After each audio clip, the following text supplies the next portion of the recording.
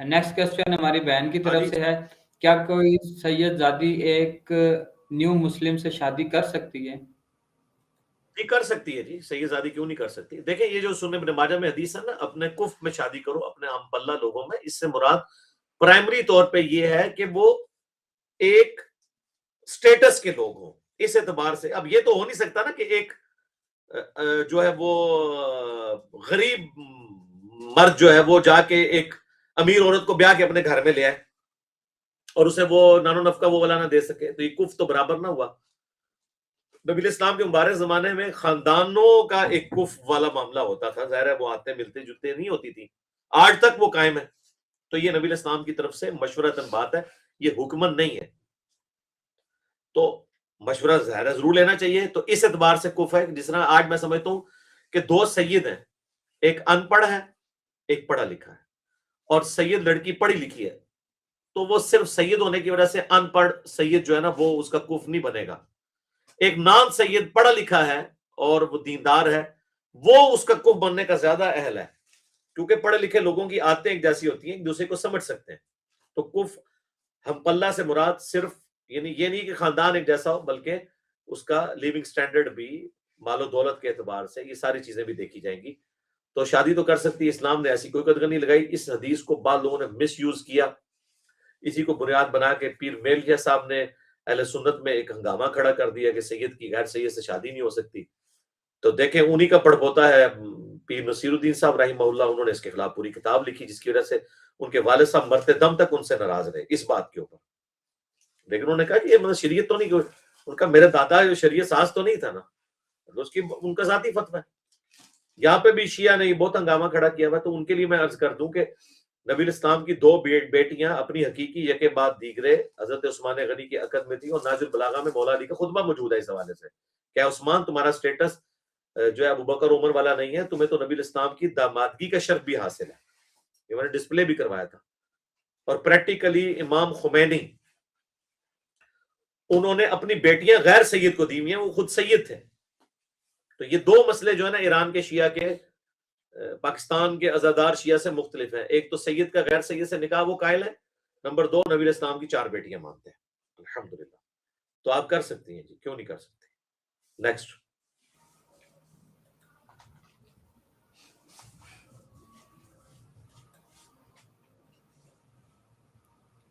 Next question ہے، اگر سب وسائل ہونے کے باوجود بھی ہسبینڈ واپس اپنے ملک میں نہ آنا چاہے زیادہ کمانے کے لیے، تو بیوی کیا کرے؟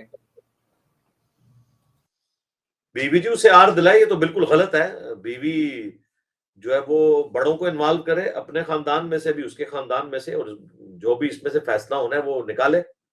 اب یہ خاوند جو ہے نا یہ بھی مطلب ایک کمائی والا معاملہ، اور اللہ معافی دے ہو سکتا ہے اس نے وہاں شادی بھی کی ہو۔ زیادہ تر یہ ہوتا ہے کہ ان لوگوں نے چھپ چھپا کے شادی کی ہوتی ہے، اپنی تو ضرورت ان کی پوری ہو رہی ہوتی ہے، پیچھے معلق حالت میں بیویوں کو چھوڑ کے چلے جاتے ہیں۔ اور میں حیران ہوں کہ پرانے زمانے میں ہم جب چھوٹے چھوٹے تھے، ہم سنا کرتے تھے کہ جی اس کے ابو جو ہے 10 سال بعد واپس آئے ہیں، اس کے ابو 15 سال بعد واپس آئے ہیں۔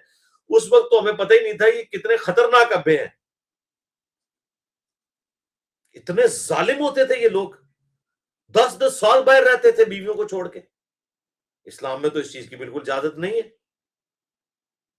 10 سال کے لیے چلے جانا، اور لوگ بڑے فخریہ بتا رہے ہوتے تھے۔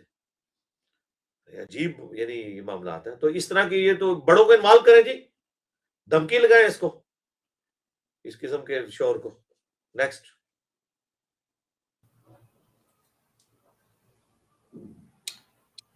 پچھلے ہفتے آپ نے بیویوں کے حقوق بتائے، تب سے میری بیوی مجھے تانے مارتی ہے، آج خاوند کے حقوق بھی بتا دیں۔ اچھا جی،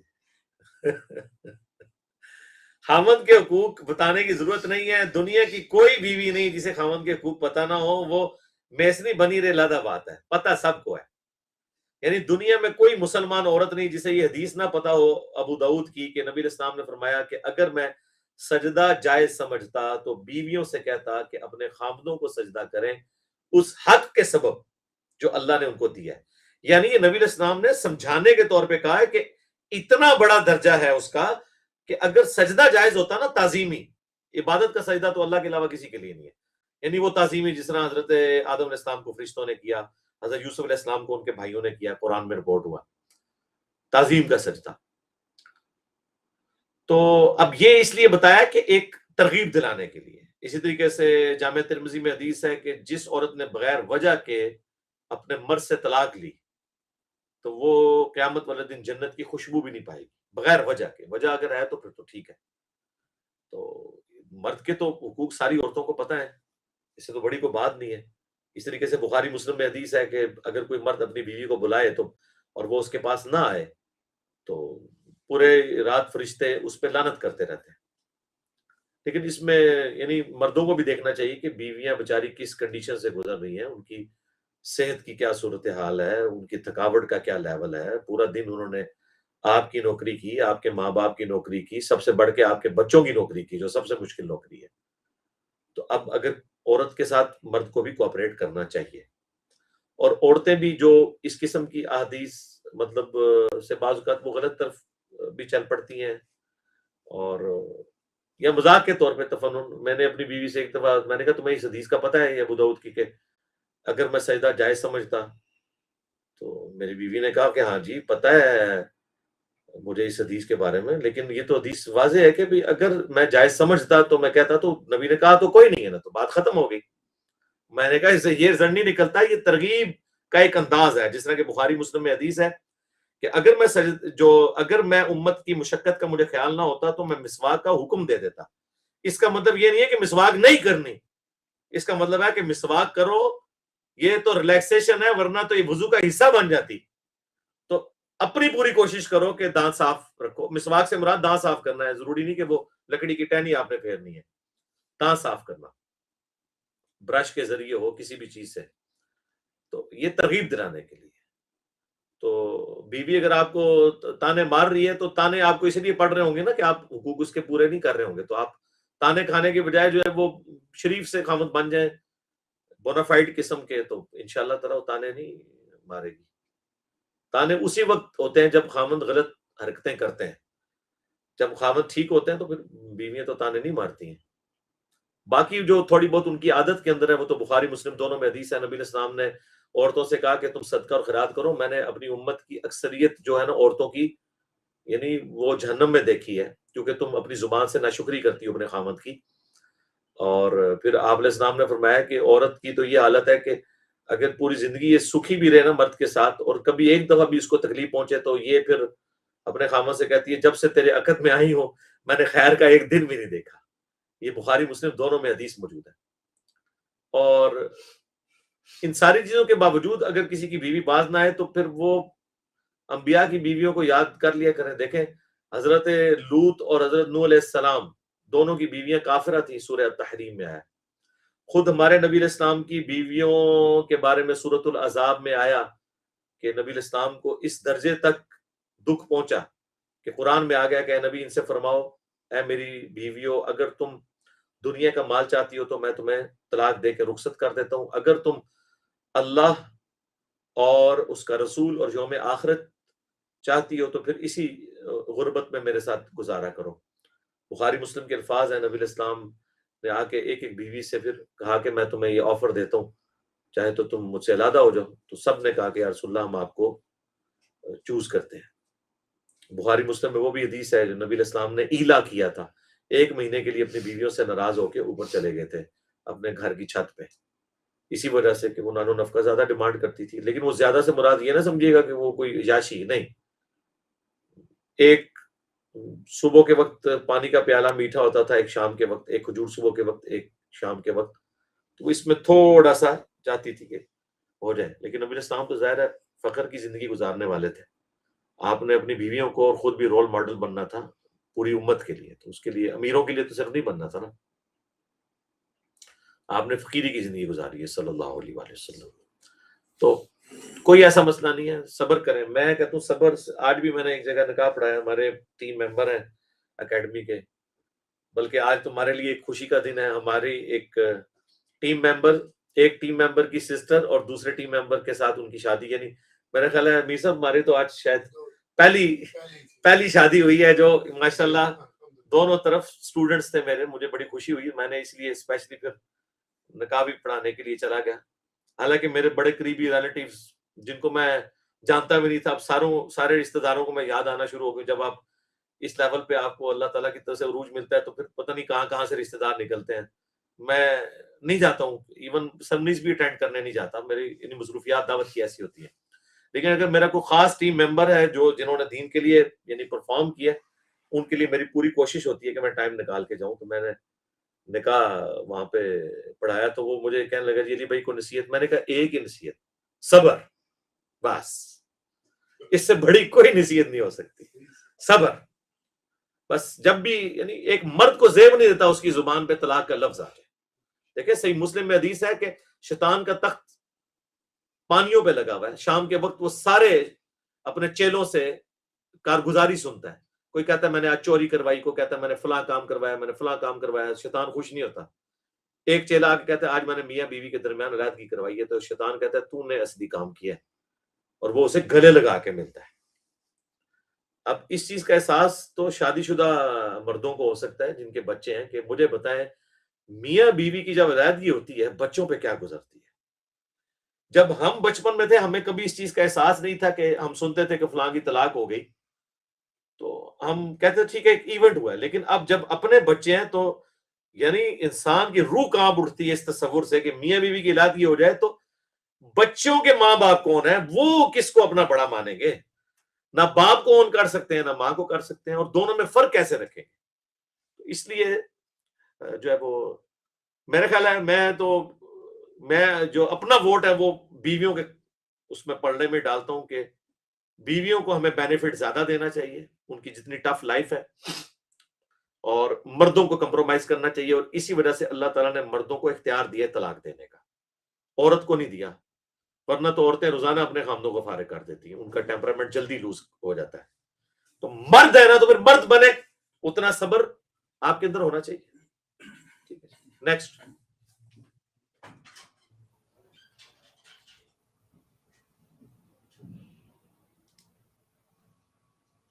اگلا کوشچن ہے اگر بچے کے پیمپر چینج کرنے پڑیں تو کیا وضو ٹوٹ جائے گا؟ دیکھیں یہ اجتہادی مسئلہ ہے، اس میں فقہا کا یہ موقف ہے کہ اس میں وضو کرنے میں بہتری ہے. اور میں اس سے بھی آسان طریقہ بتا دیتا ہوں، میں آپ کو سولوشن اینڈ کی طرف لے جاتا ہوں. وہ یہ ہے کہ جو ہے نا اسلامی بہنیں جو ہے نا وہ اس کے لیے نا وہ دستانے استعمال کر لیں. بالکل باریک پلاسٹک کے نا دستانے مل جاتے ہیں ڈسپوزیبل، وہ آپ یوز کر لیں اس وقت نا بہتر ہے. تو جب اس صورت میں جب شرمگاہ کو بچے کی ٹچ کرے گا ہاتھ تو پھر وضو والا معاملہ کا وہ خطرہ آپ کا ٹل جائے گا.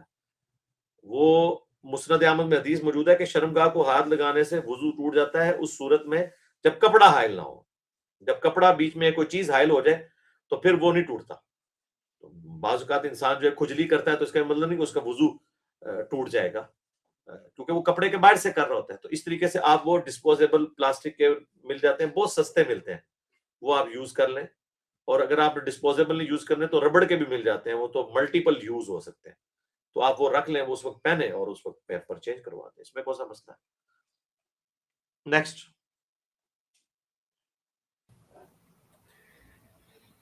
نیکسٹ کوشچن ہے کیا قبرستان میں جوتا یعنی چپل پہن کے جا سکتے ہیں؟ ایک بریلوی عالم کہہ رہے تھے کہ قبرستان میں جوتے چپل پہن کے آنے سے بہتر ہے کہ آگ پہ چل لے. ہاں جی، یہ بات اجتہاداً انہوں نے کی ہوگی. یہ بات کسی حد تک درست اتنی ضرور ہے کہ صحیح مسلم میں حدیث ہے کہ کوئی شخص کسی مسلمان کی قبر پہ بیٹھے اس سے بہتر ہے کہ وہ آگ کے انگاروں پہ بیٹھے اور آگ اس کی کھال کو جلا دے. یعنی مسلمان کی قبر کی یہ حرمت ہے کہ آپ اس پہ بیٹھ نہیں سکتے تو پاؤں تو بالکل نہیں رکھ سکتے. تو ظاہر ہے یہ اس کی طرف انہوں نے اشارہ کیا ہوگا. باقی تو یہ ضرب تقسیم میں خود لگا لیتے ہیں نا. چپل یا غیر چپل کا تو اس سے تعلق ہی کوئی نہیں ہے نا. چپل کے بغیر بھی آپ کسی کی قبر میں پہ پاؤں تو نہیں رکھ سکتے. رہا قبرستان میں جو راستے بنے ہوئے ہیں وہاں پہ آپ چپل کے ساتھ آ سکتے ہیں، وہ قبر پہ پاؤں رکھنا نہیں ہے. لیکن عموماً علماء اس لیے بیان کرتے ہیں کہ آپ قبرستان کی جگہ حکومت دیتی نہیں ہے، قبروں پہ قبریں چڑھی ہوتی ہیں، بڑا مشکل سے آپ مینج کرتے ہیں. قبروں کو پھلانگ کے ہی جانا پڑتا ہے، پھر بھی کسی نہ کسی قبر پہ پاؤں پڑ جاتا ہے. اس لیے میں تو آخری درجے تک قبرستان جانے سے اوائڈ کرتا ہوں. قبرستان کی دیوار کے پاس ہی کھڑے ہو کے گزرتے ہوئے دعا کر لیتا ہوں ویسے تو روزانہ گھر میں بھی دعا کرتا ہوں، قبرستان سے جاتے ہوئے بھی، یا ایسے قبرستان میں جہاں پہ راستہ بنا ہوا ہو وہاں پہ آپ چپل لے کے جا سکتے ہیں. وہ جو انہوں نے منع کیا ہوگا وہ قبر جہاں بنی ہوئی ہے وہاں تو آپ چپل کے بغیر بھی نہیں جا سکتے. چپل کوئی ایسی چیز نہیں، چپل میں جنازے لوگ پڑھ رہے ہوتے ہیں، بالکل ٹھیک پڑھ رہے ہوتے ہیں. صحیح بخاری میں نبی علیہ السلام نے چپل میں فرض نماز بھی ادا کی ہے، لیکن اس زمین پہ جہاں پہ قالین نہ بچھا ہوا ہو. مسجدیں اس وقت کچی ہوتی تھی. اب ہماری جو مسجدیں ان کے اندر آپ چپل میں نماز نہیں پڑھ سکتے. ہاں بالکل نئی چپل الگ سے لے کے ہیں وہ آپ پہن کے، اگر آپ کے پاؤں کو کوئی مسئلہ ہے، جس طرح آج سے 20 25 30 سال پہلے، بلکہ 40 سال پہلے، جب یہ وہ اٹلی کا وائٹ والا ماربل نہیں لگا ہوا تھا حرمین میں، تو اس وقت لوگوں کے پاؤں جل جاتے تھے، تو لوگوں نے علیحدہ سے نئے چپل رکھے ہوتے تھے طواف کعبہ کرنے کے لیے. نبی علیہ السلام نے تو طواف کعبہ اونٹ کے اوپر بیٹھ کے کیا، سواری پہ بیٹھ کے. تو وہ اس اعتبار سے آپ سے کہہ رہے ہوں گے. اگر اس کے علاوہ کوئی بات کی ہے تو بالکل انہوں نے غلط کی ہے. جی نیکسٹ. جی علی بھائی نیکسٹ کوشچن ہے. علی بھائی میرے دوست نے باہر تقیہ کرتے ہوئے پہلی بیوی کو طلاق کے پیپر دیے اور دوسری بیوی کو باہر بلا لیا. کیا اس کی طلاق ہو گئی ہے کیونکہ اس کی طلاق دینے کی نیت نہیں تھی؟ یہ ہو گئی اطلاق جی. جی جی جامعہ ترمذی میں ابو داؤد میں حدیث ہے کہ 3 چیزیں جو ہے نا مذاق میں بھی ہو جاتی ہیں: طلاق، نکاح اور رجوع. تو مذاق میں تو نیت نہیں ہوتی ہے. اچھا اب لوگ پوچھتے ہیں کہ جی کون مذاق میں کون نکاح کرے گا؟ مذاق میں نکاح ہو سکتا ہے نا اس اعتبار سے کہ بھئی ہمیں پتہ ہی نہیں ہے کہ 2 مرد و عورت کس نیت سے بیٹھے ہوئے ہیں، اس وقت وہ نکاح کر لیں، بعد میں کہ نہیں ہم تو مذاق کیا تھا. تو نکاح تو اسٹیبلش ہو گیا، اب وہ سارے احکامات ہوں گے، حق مہر بھی واپس نہیں ہوگا اس کا، وہ سارے احکامات اس کے اوپر لگیں گے. تو یہ ایک سیریس ایٹیچیوڈ ہے نا. نیت ہے یا نہیں ہے، ظاہر کے اعمال کے اوپر ہی اعتبار ہوگا. نیت کا اس کے ساتھ کوئی تعلق نہیں میرے بھائی. جب آپ نے پریکٹیکلی کر لیا، فزیکلی جب کر لیا، تو اب آپ کے ظاہر کے اوپر فتویٰ لگے گا. بخاری مسلم دونوں میں حدیث ہے: تم میں سے بعض اوقات کوئی چب زبان ہوتا ہے اور اپنا مقدمہ میرے پاس لے کے آتا ہے، ہو سکتا ہے میں اس کے حق میں فیصلہ کر دوں اور حق پہ دوسرا بندہ ہو، تو میں نے بھی اگر فیصلہ کر دیا تو تم جہنم کی آگ اپنے ساتھ لے کے جا رہے ہوگے. اگرچہ اللہ کے نبی نے تمہارے حق میں فیصلہ کیا ہے، کیونکہ ظاہر نبی علیہ السلام تو ظاہر پہ فیصلہ کرتے تھے نا، اللہ یہ کہ آپ کو کبھی غیبی طور پہ بتا دیا جاتا وہی کی تائید کے ساتھ، علادہ بات ہے. باقی تو آپ اسلام تو ظاہر پہ فتویٰ لگاتے تھے نا کہ جو کچھ نظر آ رہا ہوتا تھا. ٹھیک ہے، تو یہ تو کام ڈال چکے ہیں جی آپ. طلاق اگر آپ نے 1 دی تھی تو 1 ہوئی، 2 دی تھی تو 2 ہوئی، 3 دی تو 3 ہو گئی اور کام ختم ہو گیا. ٹھیک ہے، یہ اور مجھے نہیں سمجھ آتی کہ اس طرح کی حرکتیں کرنے کے بعد آپ لوگ مسئلے پوچھ رہے ہوتے ہیں. کبھی کسی نے نکاح کرنے کے بعد تو نہیں پوچھا کہ نکاح کرنا چاہیے یا نہیں. طلاق کے مسئلے سارے اینڈ پہ پوچھ رہے ہوتے ہیں. جاؤ بھگتو بھائی. نیکسٹ.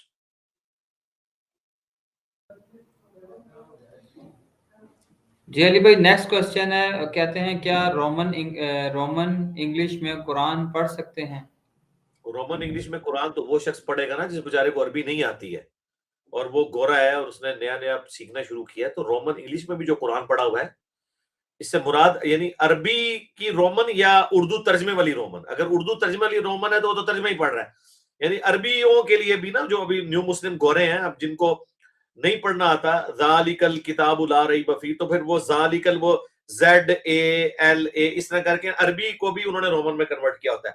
تو شروع میں تو اسی طریقے سے کریں گے نا. اب دیکھیں عربی میں ٹے نہیں ہوتی، لیکن انگلش میں ٹی ہوتی ہے، ٹے والی آواز.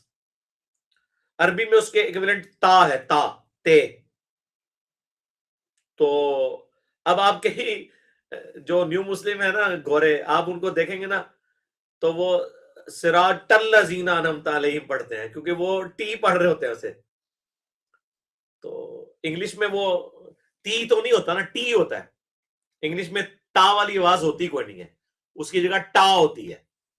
تو صراط الذین انعمت علیہم. تو شروع میں تو ظاہر بیچارے اسی طریقے سے سیکھیں گے، پھر آہستہ آہستہ ان کی زبان پہ چڑھ جائے گا.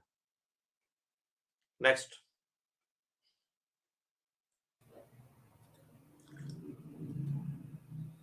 جی نیکسٹ کوشچن ہے. میرا سوال یہ ہے کہ ہمارے علاقے میں جمعے کے دن امام صاحب پہلے خطبہ دیتے ہیں اور پھر اردو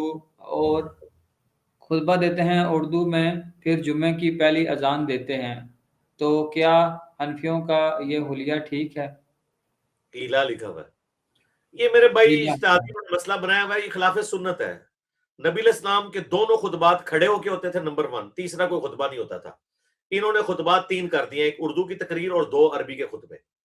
اہل حدیث جس طریقے سے کر رہے ہیں نا, یہی طریقہ ٹھیک ہے کہ دونوں خطبے ہوں, ان میں حمد و صلات جو ہے وہ عربی میں ہو, اور پھر نیٹو لینگویج میں, اگر گورا ہے کہ ملک میں آپ انگریزی جاننے والے تو انگریزی میں, عربی والے تو عربی میں, اردو والے یعنی ڈومیننٹ اکثریت جن کی ہے اس میں آپ تقریر کریں, کیونکہ بعض و نصیحت جو ہے یہ ہے بیسیکلی ریکوائرمنٹ. تذکیر کا دن ہے نا جمعے کا دن, اس دن اللہ تعالیٰ نے نماز بھی کم کر دی ہے, 4 کی بجائے 2 فرض کر دیے تاکہ خطبات ہوں.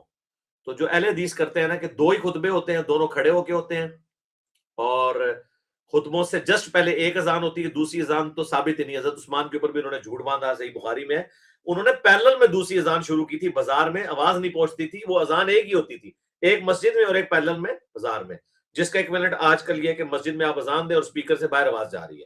اگر نہیں جا رہی تو باہر اذان دینا, دوسری مسجد میں 2 اذانیں دینا تو حضرت عثمان نے شروع نہیں کیا, یہ تو بدعت ہے.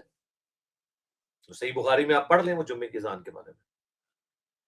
تو حنفیوں والا طریقہ جی ہیلا غلط ہے جی بالکل. نیکسٹ. علی بھائی نیکسٹ کوشچن ہے, کیا مسجد میں دنیاوی باتیں کر سکتے ہیں؟ یہ ایک جعلی روایت انہوں نے مشہور کیا جی, مسجد میں کسی نے دنیاوی بات کی 40 سال کے اس کے مال غارت جائیں گے. دنیاوی باتوں سے آپ کیا مراد لے رہے ہیں؟ آپ تو جتنی بھی دنیاوی باتیں ڈسکس کریں گے وہ تو دین کا حصہ ہے. مثلا سب سے بڑی کوئی دنیاوی بات مسجد میں ڈسکس کر سکتا ہے تو وہ یہی کرے گا نا, پالیٹکس کو. تو کیا پالیٹکس اسلام کا حصہ نہیں ہے؟ نبی علیہ السلام ساری پولیٹیکل ڈسکشن کیا مسجد نبوی کے اندر نہیں کرتے تھے؟ آپ تو مسجد میں ہی کرتے تھے, آپ کا ہیڈ آفس بھی وہی تھا, باہر سے آنے والے مہمانوں کو بھی وہیں بٹھاتے تھے, نجران کے عیسائی بھی ہیں ان کو بھی وہیں پہ بٹھایا. دنیاوی بات سے مراد کیا ہے؟ کون سی بات دنیاوی ہوگی؟ ایک بندہ مسجد میں بیٹھ کے اپنی بیوی کو کال کر رہا ہے, یا بیوی اسے کال کر رہی ہے کہ بھی آتے ہوئے روٹیاں لے آنا, اس میں دنیاوی بات کون سی ہے؟ روٹی کھانا بھی سنت, بیسک نیڈ ہے. بیوی کا خامد کو کام کہنا یہ بھی سنت. اس میں کوئی دنیاوی بات تو کوئی بھی نہیں ہوتی ہے. مجھے نہیں سمجھ آئی کہ دنیاوی بات کیا ہے. تو وہ دنیاوی بات جس چیز سے منع کیا گیا وہ مسجد میں خرید و فروخت ہے, وہ صحیح مسلم میں حدیث موجود ہے. بس مسجد میں آپ نے خرید و فروخت نہیں کرنی.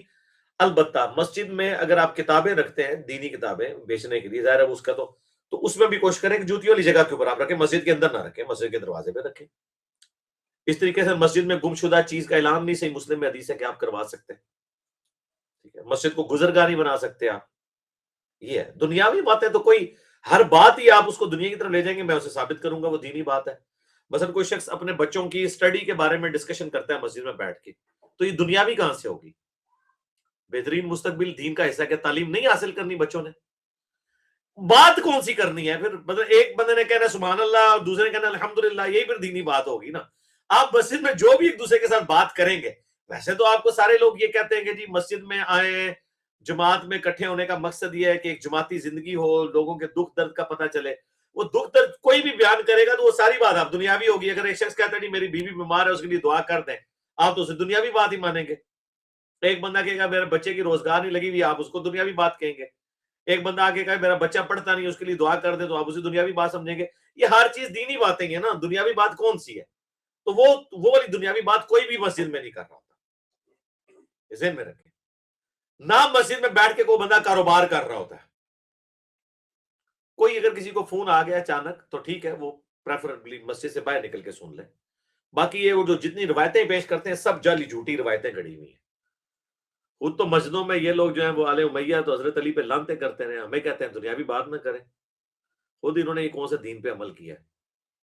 ساری دنیا داری باتیں. ابھی بھی آپ ملوکیت میں دیکھ لیں, ذرا سا کوئی امام مسجد عرب کی سرزمین میں حکومت کی پالیسیز کو کرٹیسائز کر دے, ان کی جو غلامی ہے یہود و نصارہ کی انہوں نے کی, اس کو ڈسکس کرے, اسرائیل کی غلامی میں جو گیم ہے ڈسکس کرے, تو پکڑ کے اس کو مارنا شروع کر دیتے ہیں, اس کو ممبر سے کھینچ کے اتار لیتے ہیں, اور ان کے بادشاہوں کی تقریریں کریں تو وہ اس پہ خوش ہوتے ہیں. وہاں دنیا کسی کو نہیں نظر آتی. یہ سب بنائی ہوئی ڈکوسلے ہیں ان لوگوں کے. ابھی تو یہ مدنی چینل والے انہوں نے بہت زیادہ مسئلہ اٹھایا ہوا تھا دعوت اسلامی نے, ہمیں پتہ ہے دنیا کی باتیں, دنیا جان کی باتیں اب الیاس قادری صاحب بیٹھ کے مدنی چینل پہ کر رہے ہوتے ہیں, اسی مسجد کے اندر بیٹھ کے. نیکسٹ.